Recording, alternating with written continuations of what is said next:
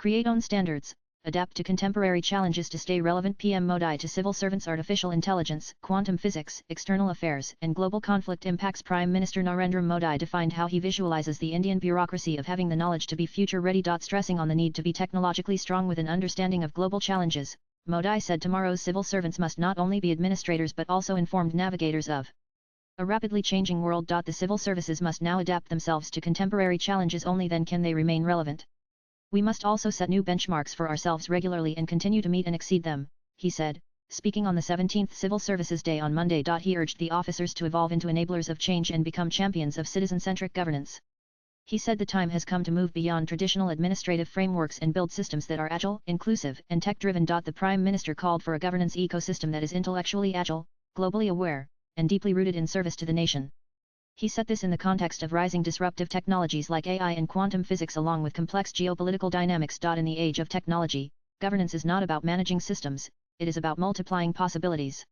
We must become tech-savvy, so that every policy and scheme can be made more efficient and accessible through technology. We must become experts in data-driven decision-making, so that policy design and implementation become more accurate. You are already witnessing how rapidly artificial intelligence and quantum physics are evolving. Soon, there will be a new revolution in the use of technology, one that goes far beyond the digital and information age we're familiar with today. You must prepare yourselves and the entire system for this future technology revolution, he said. He further stressed on how and why civil service officers need to follow and understand interconnection between domestic and external affairs to be more adaptable to global challenges and disruptions. In this rapidly changing era, we must keep a close watch on global challenges. As you can see, food, water, and energy security continue to pose significant challenges, especially for the global south, where these issues have become a serious crisis. Ongoing global conflicts have further worsened conditions in many countries. This impacts people and disrupts their everyday lives, he said. He added we must understand the growing interconnection between domestic and external affairs, and adapt our policies and strategies accordingly.